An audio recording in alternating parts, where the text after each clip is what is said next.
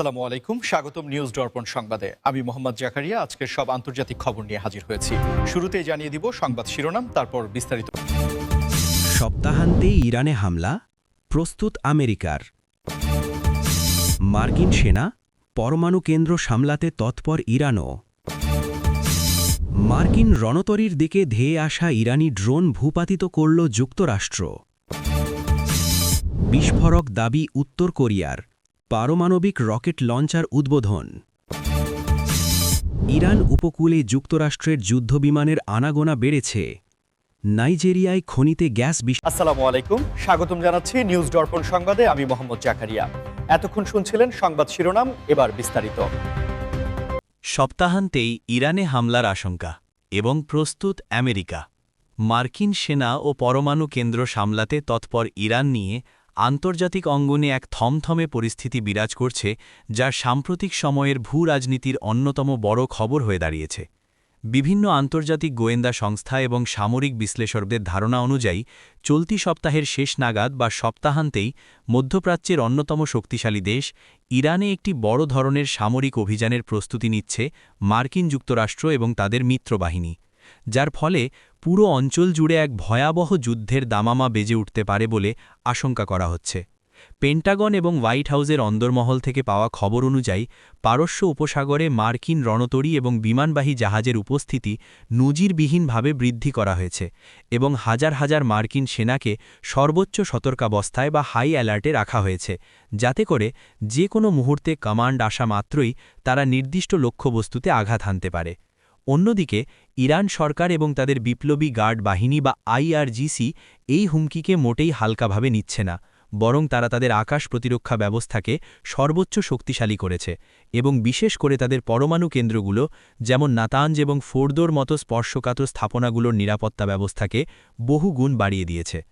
Satellite ইমেজে দেখা গেছে যে ইরান তাদের পরমাণু স্থাপনাগুলোর আশেপাশে অত্যাধুনিক অ্যান্টি এয়ারক্রাফট মিসাইল ব্যাটারি মোতায়েন করেছে এবং মাটির অনেক গভীরে থাকা এই স্থাপনাগুলোকে রক্ষা করার জন্য কংক্রিটের আস্তরণ আরও মজবুত করার কাজ দ্রুত গতিতে এগিয়ে নিচ্ছে। সামরিক বিশ্লেষকরা মনে করছেন, যদি সত্যিই আমেরিকা বা ইসরায়েল সপ্তাহান্তে কোনো সারপ্রাইজ অ্যাটাক বা আকস্মিক হামলা চালায়, তবে তার মূল লক্ষ্য হবে ইরানের পারমাণবিক সক্ষমতাকে পুরোপুরি পঙ্গু করে দেওয়া। কিন্তু ইরান পাল্টা হুঁশিয়ারি দিয়ে রেখেছে যে তাদের ওপর কোনো আঘাত আসলে তারা হরমুজ প্রণালী বন্ধ করে দেওয়াসহ তেলবাহী জাহাজে আক্রমণের মতো কঠোর পদক্ষেপ নিতে পারে, যা বিশ্ব অর্থনীতিতে তেলের দামকে আকাশচুম্বী করে দিতে পারে। মার্কিন রণতরীর দিকে ধেয়ে আসা ইরানি ড্রোন ভূপাতিত করল যুক্তরাষ্ট্র। এই ঘটনাটি সাগরে চলমান উত্তেজনার আগুনে যেন ঘি ঢেলে দিয়েছে এবং দুই দেশের সামরিক শক্তির প্রত্যক্ষ সংঘাতের ঝুঁকিকে বহুগুণ বাড়িয়ে দিয়েছে। ঘটনাটি ঘটেছে কৌশলগতভাবে অত্যন্ত গুরুত্বপূর্ণ আন্তর্জাতিক জলসীমায়, যেখানে মার্কিন যুক্তরাষ্ট্রের একটি বিশাল রণতরী নিয়মিত টহল দিচ্ছিল এবং পেন্টাগনের দাবি অনুযায়ী একটি ইরানি ড্রোন বা মনুষ্যবিহীন বিমান বিপজ্জনকভাবে তাদের জাহাজের খুব কাছাকাছি চলে এসেছিল, যা মার্কিন সেনাদের নিরাপত্তার জন্য সরাসরি হুমকি হিসেবে গণ্য করা হয়েছে। ইউএস সেন্ট্রাল কমান্ডের দেওয়া তথ্যমতে ড্রোনটি যখন একাধিকবার সতর্ক করার পরেও গতিপথ পরিবর্তন করেনি এবং জাহাজের দিকেই এগিয়ে আসছিল, তখন আত্মরক্ষার স্বার্থে মার্কিন নৌবাহিনী তাদের অত্যাধুনিক জ্যামিং প্রযুক্তি বা ইলেকট্রনিক ওয়ারফেয়ার সিস্টেম ব্যবহার করে অথবা সারফেস টু এয়ার মিসাইল ছুড়ে ড্রোনটিকে ধ্বংস করে দেয়, যা সাগরে পতিত হয়।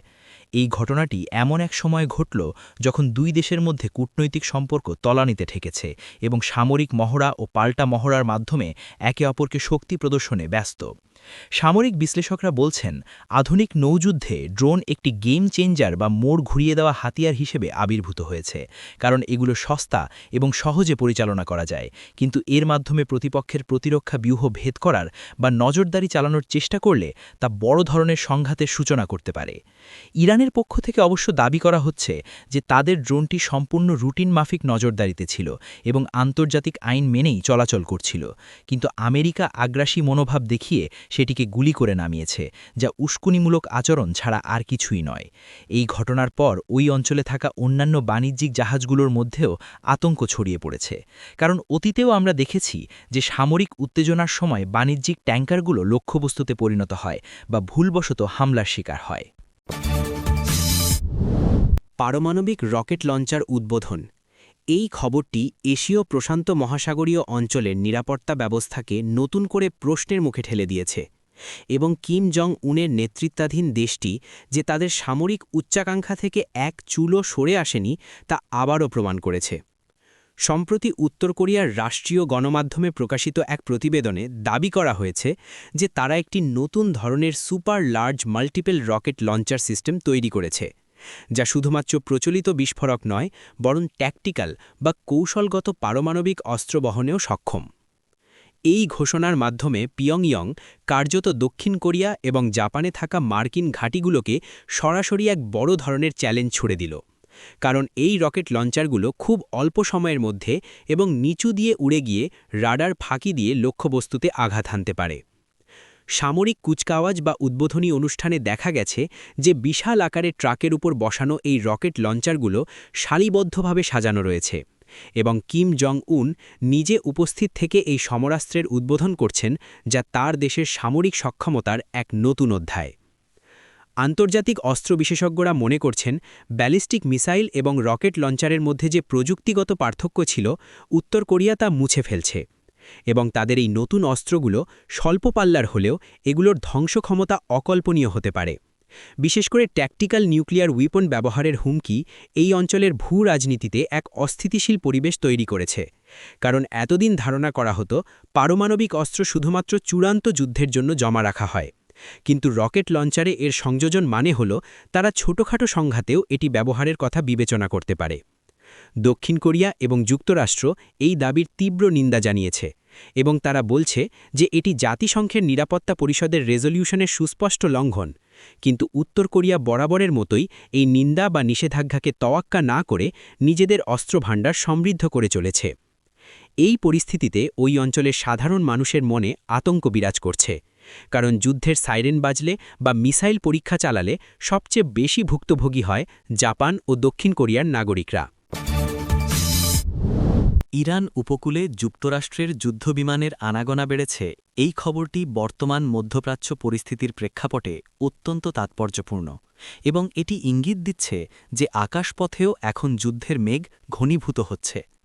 গত কয়েকদিন ধরে রাডার ট্র্যাকিং এবং স্থানীয় সূত্র থেকে পাওয়া খবরে জানা যাচ্ছে যে ইরানের উপকূলীয় আকাশসীমার আন্তর্জাতিক করিডোর দিয়ে মার্কিন বিমানবাহিনীর F-35, F-16 এবং B-52 বোমারু বিমানের উড়াউড়ি উল্লেখযোগ্য হারে বৃদ্ধি পেয়েছে, যা স্বাভাবিক টহল বা রুটিন মিশনে দেখা যায় না। পেন্টাগন যদিও বলছে যে এই মিশনগুলো আন্তর্জাতিক জলসীমায় অবাধ চলাচল বা ফ্রিডম অফ ন্যাভিগেশন নিশ্চিত করার অংশ এবং তাদের মিত্রদেশগুলোর নিরাপত্তা রক্ষার প্রতিশ্রুতি রক্ষার জন্য এটি করা হচ্ছে, কিন্তু বিশ্লেষকরা মনে করছেন এটি ইরানের ওপর মনস্তাত্ত্বিক চাপ সৃষ্টি করার এবং তাদের রাডার ও এয়ার ডিফেন্স সিস্টেমের সক্ষমতা যাচাই করার একটি কৌশল। যুদ্ধবিমানগুলোর এই আনাগোনা বিশেষ করে হরমুজ প্রণালীর কাছে বেশি লক্ষ্য করা গেছে, যেখান দিয়ে বিশ্বের মোট তেল সরবরাহের এক বিশাল অংশ পরিবাহিত হয়। তাই এই স্থানটির ওপর আকাশপথের নিয়ন্ত্রণ রাখা আমেরিকার জন্য কৌশলগতভাবে অত্যন্ত জরুরি। অন্যদিকে ইরান তাদের আকাশসীমায় যে কোনো অবৈধ অনুপ্রবেশ প্রতিহত করার জন্য তাদের নিজস্ব তৈরি বাবার 337 এবং রাশিয়ার তৈরি S-300 মিসাইল সিস্টেম প্রস্তুত রেখেছে বলে ঘোষণা দিয়েছে এবং তারা হুঁশিয়ারি দিয়েছে যে কোনো বিদেশি বিমান তাদের আকাশসীমা লঙ্ঘন করলে তাকে গুলি করে নামানো হবে। যুদ্ধবিমানের এই সটি বা উড্ডয়নের সময় যে শব্দ বা সনিক বুম তৈরি হচ্ছে তা উপকূলীয় এলাকার বাসিন্দাদের মধ্যে ভীতির সঞ্চার করছে এবং অনেকেই আশঙ্কা করছেন যে কোনো একটি ছোট ভুল বা মিসফায়ার থেকে বড় ধরনের আকাশযুদ্ধ শুরু হয়ে যেতে পারে। নাইজেরিয়ায় খনিতে গ্যাস বিস্ফোরণে নিহত অন্তত ৩৮।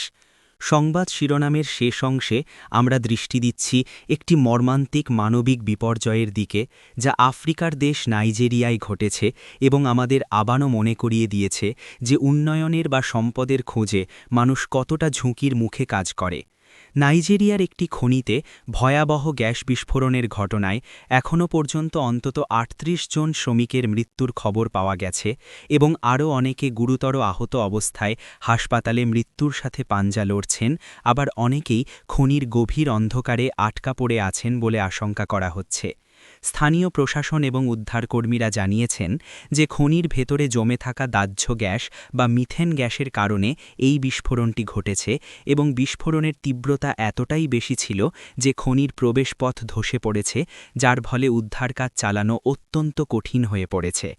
নাইজেরিয়া খনিজ সম্পদে সমৃদ্ধ একটি দেশ হলেও সেখানকার খনিগুলোতে নিরাপত্তার মান বা সেফটি স্ট্যান্ডার্ড প্রায়শই উপেক্ষা করা হয় এবং অবৈধ খনন কাজের কারণে প্রতি বছর শত শত শ্রমিক প্রাণ হারান। প্রত্যক্ষদর্শীদের বর্ণনায় উঠে এসেছে এক হাহাকার ও কান্নার দৃশ্য, যেখানে স্বজনরা তাদের প্রিয়জনদের খোঁজে খনির বাইরে ভিড় করছেন এবং প্রতিটি মৃতদেহ বের করে আনার সময় বাতাসে শোকের ছায়া নেমে আসছে। এই দুর্ঘটনাটি শুধুমাত্র একটি পরিসংখ্যান নয়, বরং এটি ৩৮টি পরিবারের স্বপ্ন ভেঙে যাওয়ার গল্প, যারা হয়তো সামান্য আয়ের আশায় জীবনের ঝুঁকি নিয়ে মাটির গভীরে নেমেছিলেন।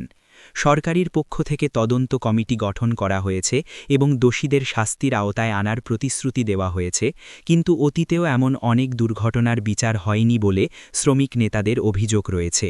এই ঘটনাটি আন্তর্জাতিক শ্রম সংস্থা বা আইএলওর নজরে এসেছে এবং তারা খনি শ্রমিকদের নিরাপত্তা নিশ্চিত করার জন্য নাইজেরিয়া সরকারের প্রতি আহ্বান জানিয়েছে।